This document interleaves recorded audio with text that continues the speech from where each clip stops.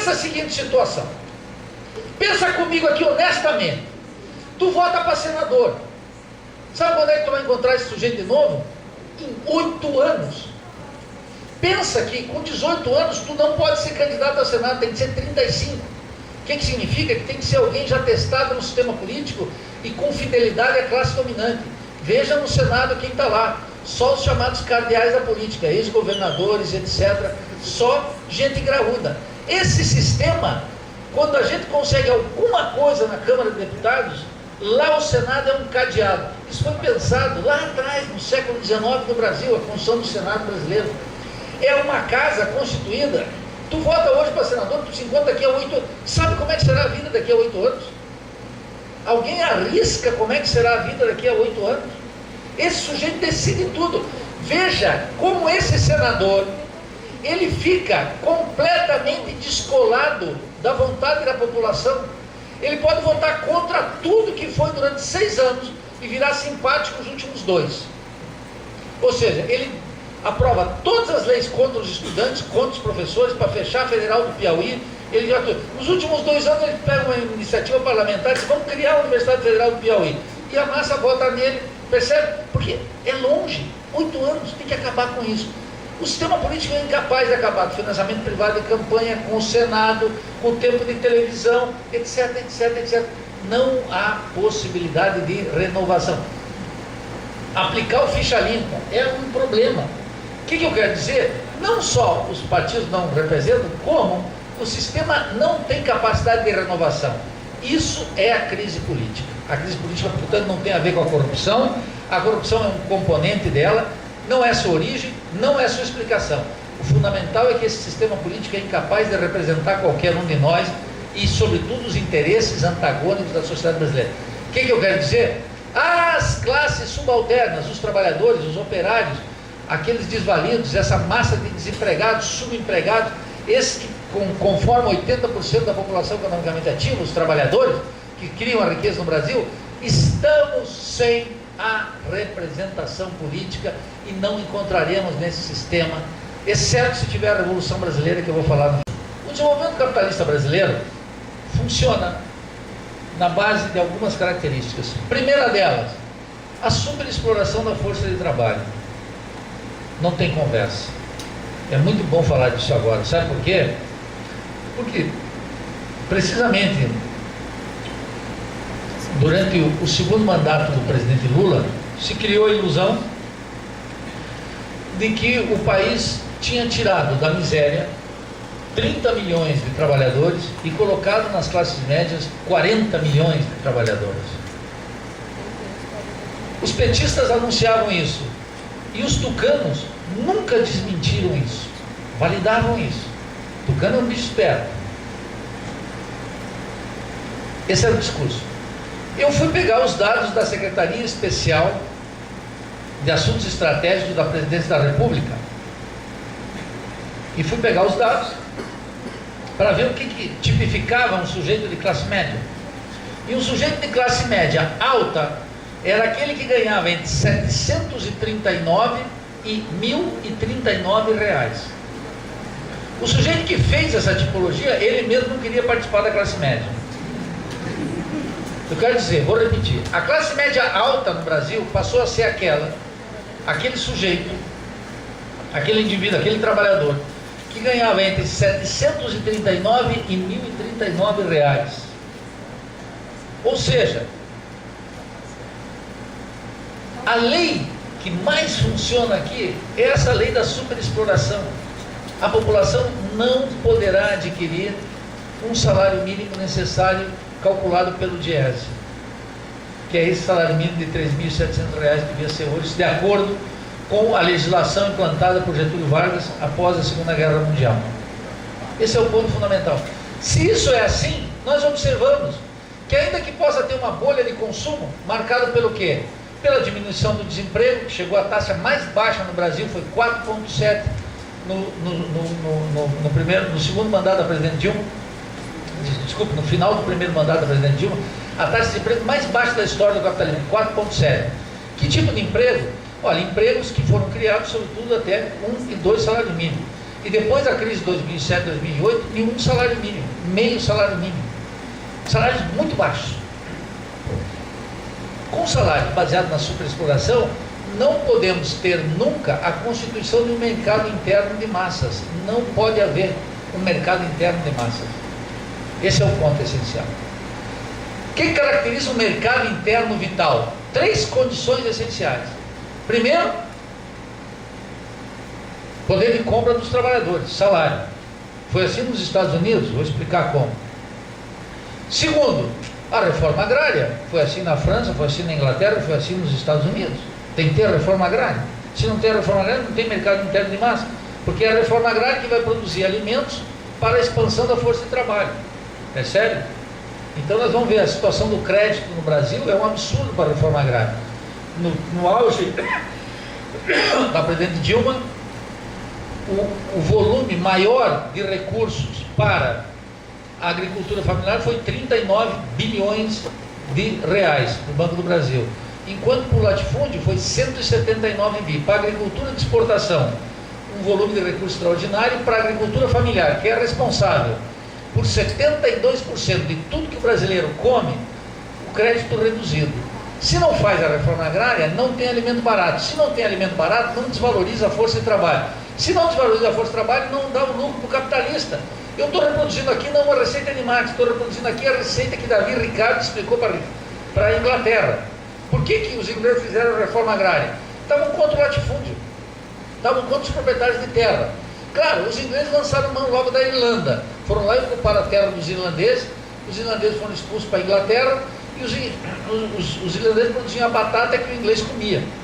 Então qual é o assunto essencial aqui? O mercado interno não se configura porque o salário é baixo, segundo porque tem o latifúndio, e terceiro, porque não produz máquinas e equipamentos. Se não produz máquinas e equipamentos, não constitui mercado interno. Por quê?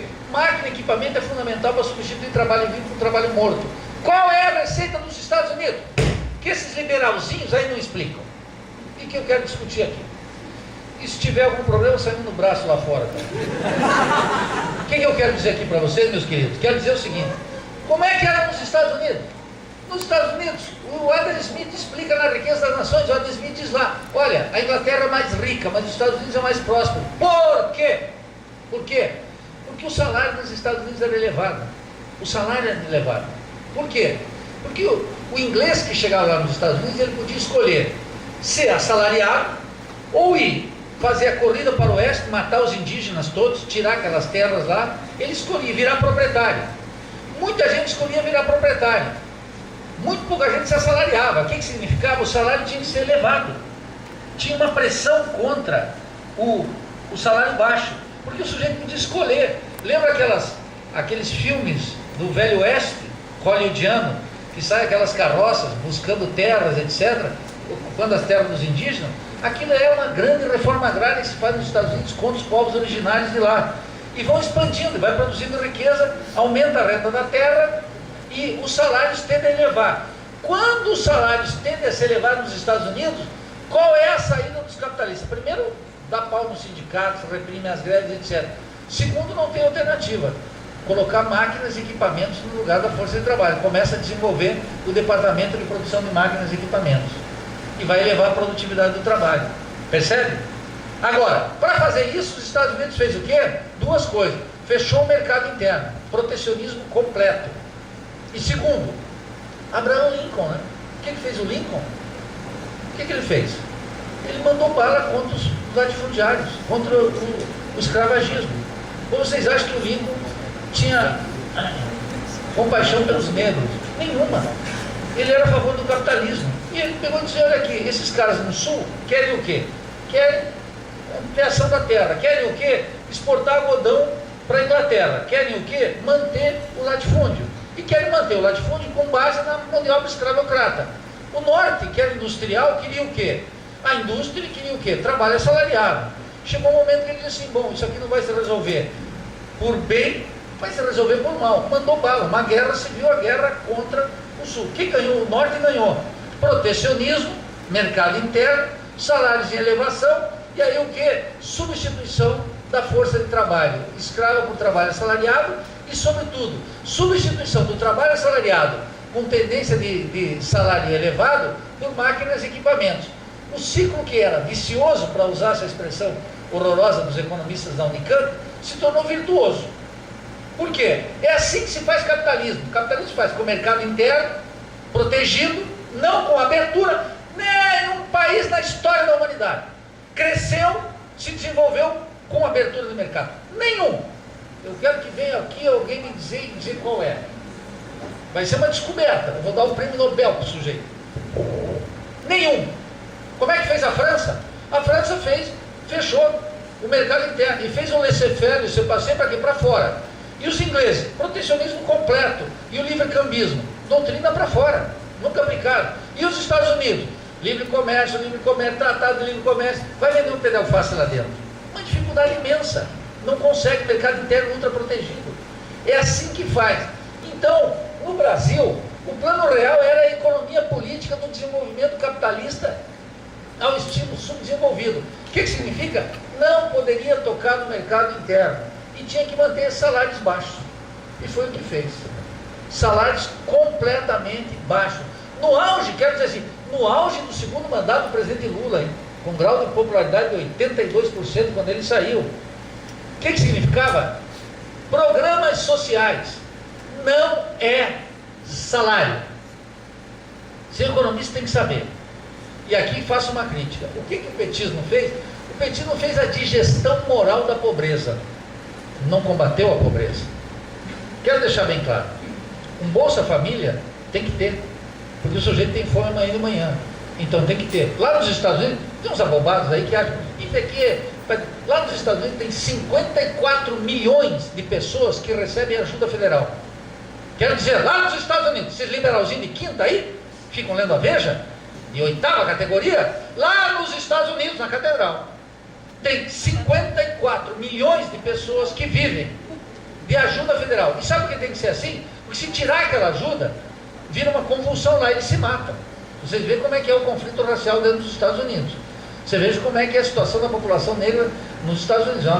É uma violência total contra a população negra, contra os latinos. Não é brincadeira. Então, isso sempre existe. Isso tem que existir. Isso é próprio do capitalismo. O petismo transformou isso numa virtude. A gente sabe que tem municípios aqui no Nordeste e no Norte do país, alguns inclusive aí no Centro-Oeste, no Vale do Jequitinhonha, etc. tal, que vivem no Bolsa Família. Agora, o Bolsa Família era fantástico para a classe dominante brasileira. Sabe por quê? Porque somado todo o Bolsa Família, o Bolsa Família consumia 0,47% do PIB. Vou repetir. Todo o Bolsa Família, o maior programa do governo de assistência para milhões de pessoas, 42 milhões de pessoas, eu acho que é o patamar de hoje, 38, agora está diminuindo do Temer. Mas o que era? Esse programa consumia 0,47% do PIB. O que significa? Sabe por que a classe dominante nunca brigou contra isso? Banqueiro, latifundiário, porque era barato. Entendeu? Acalma a tigrada com muito pouco. Quem era contra a família? Esse pessoalzinho que fica defendendo mérito. Os idiotinhas, branquinhos das classes média e quinta categoria. Mas a classe dominante, você acha que os banqueiros atacaram? Os banqueiros disseram muito bom. E os latifundiários? Excelente. E as multinacionais? Fantástico. É muito barato. Resolve, simula resolver a questão social com muito pouco. Muito pouco. Quanto é que destinava para o pagamento de juros da dívida? 8, 9, 10% do PIB todo ano. Só da dívida. Então, pilar número 1 do plano real, controle dos salários, sob o lema de controle da inflação. O mercado de trabalho brasileiro não se alterou substancialmente durante todo esse período. Está marcado pela superexploração. Segunda característica essencial do plano real, agora cada vez mais claro, criar aqui uma economia exportadora, ou seja, o mercado interno, como é reduzido, como não pode aqui ter um mercado interno de massas, eu vou voltar aqui daqui a 2 anos e eu vou estar com essa mesma camisa, vocês vão me reconhecer. E eu vou reconhecer vários de vocês com a mesma camisa. Porque aqui não é que nem lá nos Estados Unidos, que troca, joga fora, tu passa na rua e na hora tem lá casacão de excelente nível, o cara usa uma coisa e joga fora. E assim faz com os carros, não tem esse negócio de ficar chapeando o carro, melhorando, o cara vira mecânico e ele arruma. Troca o sistema de crédito gigantesco, o sistema de endividamento gigantesco das pessoas, do Estado, dos municípios, violentíssimo. É assim que funciona o capitalismo, tem que ser de massa. Bem, o capitalismo aqui funciona ao contrário, na América Latina, funciona na base da economia exportadora. O ciclo do capital fecha fora. E fecha fora porque os salários são sempre reduzidos. Tem horas que o consumo aumenta, mas ele aumenta o quê? O endividamento das famílias. Aí para, por quê? Porque o endividamento da família não pode ser muito profundo, porque o salário é muito baixo. Então faz o empréstimo consignado, faz todas essas coisas que o Lula e a Dilma fez, que dá uma sensação de consumo. O sujeito, claro, ele compra uma televisão e pagou duas, compra uma geladeira e pagou duas. O capital comercial, ele ganha na venda e ele ganha no juro também. Ele está no rentismo financeiro. Então veja que aqui se institui uma economia exportadora. Uma economia exportadora violentíssima, cujo ciclo fecha fora. Nesse contexto, ocorreu um fenômeno mais importante que não pode escapar para nenhum marxista e para nenhum ricardiano e para nenhum keynesiano com duas moléculas de decência. O que aconteceu de 94 para cá? A participação da indústria no produto saiu de 24% para ser menos de 8% esse ano. Ocorreu aquilo que os economistas da Chepal chamam uma desindustrialização, ou seja, um raquitismo da indústria. O Brasil se transformou numa máquina de exportar produtos agrícolas e minerais. Para fazer essa exportação de produtos agrícolas e minerais, o Brasil tem que fazer só uma coisa: ampliar o latifúndio e a renda da terra, fazer crimes ecológicos na fronteira do sistema e fazer, sobretudo, uma coisa: uma matança de dirigentes sindicais no campo, uma guerra de classes no campo. Nunca, eu vou dar os dados aqui da CPT, da Comissão Pastoral da Terra, nunca se prendeu tanto assassino de líder sindical como nos períodos do presidente Lula e do presidente Dilma. E também é verdade que nunca se matou tanto dirigente sindical como nos períodos do presidente Dilma e do presidente Lula. O que significa? Mais pistoleiros vão para a cadeia, mas mais dirigentes sindicais são mortos. E a estatística é mais perversa, porque também aumentou o dado, a estatística daqueles sindicalistas que são ameaçados e efetivamente assassinados. Os dados são todos da CPT e do MST, só buscar lá. Estou pegando os dados de gente que foi muito próxima do governo. O que significa isso? A fronteira agrícola expandiu de maneira gigantesca. E expandiu no primeiro mandato do presidente Lula, no segundo, mas expandiu sobretudo no mandato da presidente Dilma. É extraordinário. A expansão da fronteira agrícola, ela cresceu em mais de 16% de terras agriculturáveis. Por isso que a Cátia Abreu, a Miss Motosserra, era essa senadora que defendia o governo. E era, de fato, uma ingratidão, porque o latifúndio teve vida boa no crédito e na expansão da fronteira agrícola. Gigantesca, muito grande. Isto posto, se confere uma segunda categoria: o ciclo da economia se fecha fora. O terceiro é que a economia de um país dependente periférico como o Brasil funciona, gente. Isso aqui é o fundamental e com isso me aproximo do final, quero discutir com você. Funciona transferindo valor da periferia para o centro. Como é que se transfere valor? De múltiplas formas. Por exemplo, vocês sabem que nós produzimos café no Brasil. E vocês sabem que o maior comercializador de café do mundo é a Alemanha. E vocês sabem que na Alemanha não há um pé de café nem para amostra grátis. O que significa? Que as multinacionais que controlam a comercialização do café estabelecem o preço do agricultor no norte do Paraná, que produz café. Percebe como é que é? Percebe como é que funciona a economia de mercado? A economia de mercado, que não existe mais, existiu na época de Adam Smith, a economia capitalista, ela funciona na base da administração monopólica dos preços. E as grandes redes comercializadoras estabelecem o preço do grão quando sai lá do agricultor do norte do Paraná, do pequeno agricultor, da agricultura familiar, do café, por exemplo, sem adubo químico, etc., e do grande agricultor, baseado no agrotóxico.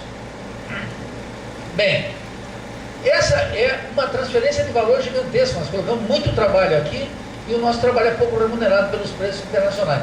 Mas existem mecanismos mais sofisticados. O principal deles é o tema da dívida externa e o tema da dívida interna. Qual foi a grande âncora do Plano Real? Foi uma só: o superendividamento do Estado brasileiro. O que significou? Vou dar os dados aqui. Quando o Plano Real começou, junho de 94,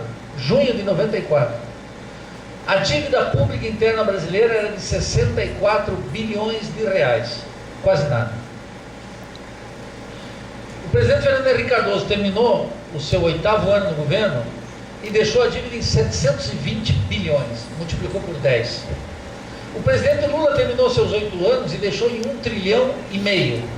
E a presidente Dilma colocou em 3 trilhões, já está em 4 trilhões. 4 trilhões. A dívida contabilizada e também a dívida do Tesouro. Quer dizer, um super endividamento do Estado brasileiro, a tal ponto que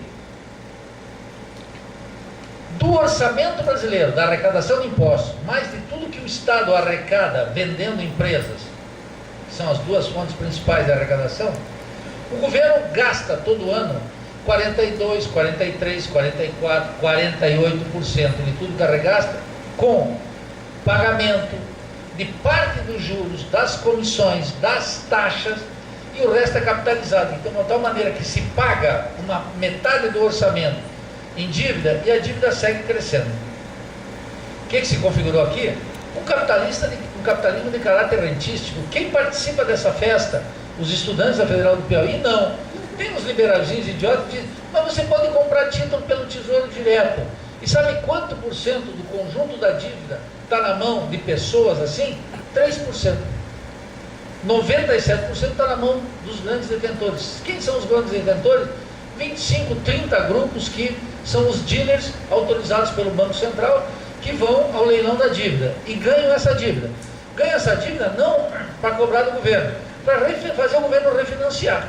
O governo segue pagando, destinando uma grande parte dos recursos para isso, e não pode ter, senão, programas sociais muito modestos, e não pode ter nenhuma estratégia industrial ofensiva. Não pode ter, nem que não queira.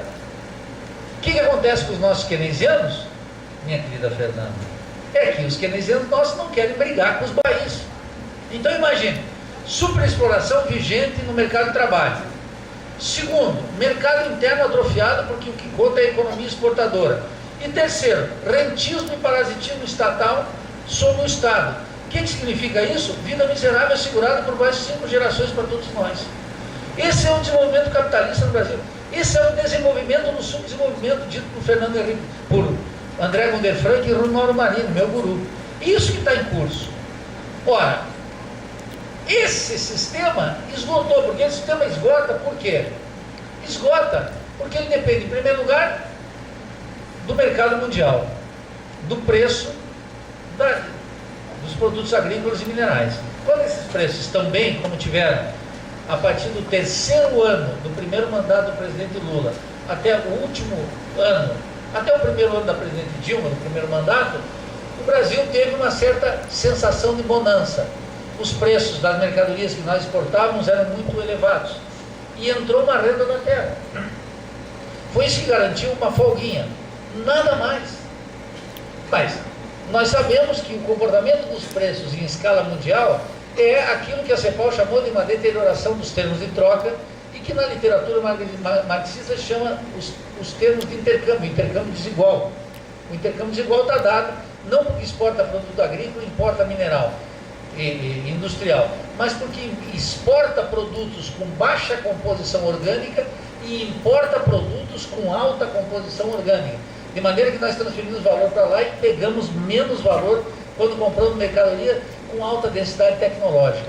Um produto que tem alta densidade tecnológica tem pouca quantidade de trabalho, definimos assim num primeiro momento. Percebe? Esses são mecanismos de transferência de riqueza da periferia para o centro. Então, por que não conseguimos ver isso? Ora, porque nas faculdades de economia não se estuda mais a dependência e o subdesenvolvimento. Só por isso. Nós ficamos estudando a macroeconomia do Blanchard, não é mesmo? Aquele livro horroroso. Aliás, o Blanchard Eu vou lá e pego esses livros, o pessoal...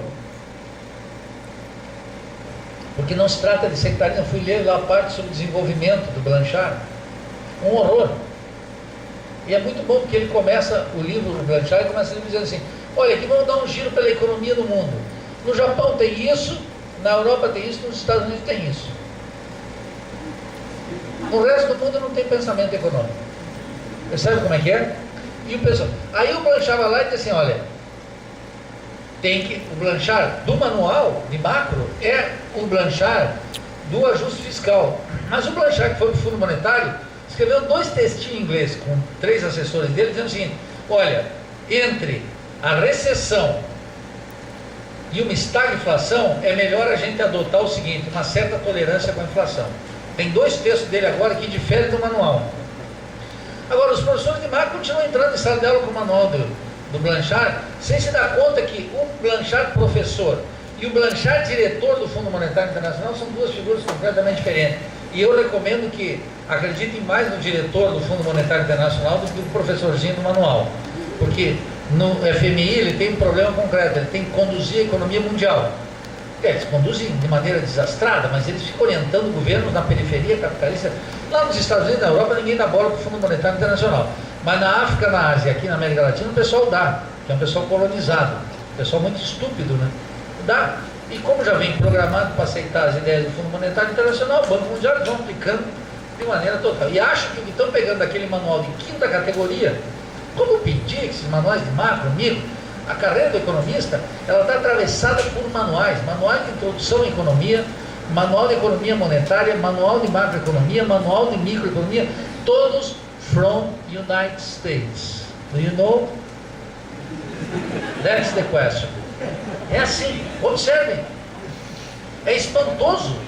Toda disciplina tem um manual. E eles, inclusive, fazem o seguinte: as editoras distribuem gratuitamente para os professores. Eu peço lá. Eu peço para ficar vendo. E recebo. Aí vou em alguns capítulos para ler. E eu vou dar botinada nos meus colegas neoclássicos do departamento. Estou ali seriamente dizendo assim: vocês vão ter que se explicar. Vocês vão ter que se explicar aqui. Um departamento de economia tem que ter um debate aberto, franco, respeituoso, obviamente, nem se trata de agredir ninguém. Mas escuta, você vai ter que me explicar como é que você está com essa ISLM aí, cara. Ah, Nildo, o teu curso é político. Eu digo, claro, meu curso é essencialmente político, porque economia é economia política. Agora, a novidade não é que meu curso é política, a novidade é que o curso de macro e micro é política. Esse sim é política na veia, mas aparece como se fosse técnico. O equilíbrio dos mercados. Nós podemos, por exemplo, equilibrar o preço do pão. O que significa o preço do pão equilibrado? Significa que tem alguém que vende com margem de lucro e alguém que compra a preços possíveis. Mas pode ter o preço do pão em equilíbrio e 80% da população não está comendo pão. Percebe? Consegue o preço do equilíbrio? Consegue? Mata a fome da população? Não. Consolida a coisa. Quer postulado mais político do que esse? É o postulado da fome. Vamos matar a população, mas o pessoal, economistas, fiquem tranquilos. Conseguimos o preço do equilíbrio. E a população? 80% não está comendo pão. Mas isso também é um detalhe, nós não podemos resolver tudo. Sacou como é que é? Essa é a formação dos economistas. Não dá. Por isso que eu digo aqui, o que eu apresentei aqui foi 2 postulados. A origem da crise política, que é um sistema que não só não representa como é incapaz de se reformular, e o estrangulamento do plano real, que significou, na visão liberal, a abertura do país, na visão keynesiana, a desindustrialização do país, e na visão nossa da teoria marxista da dependência, o aprofundamento da dependência de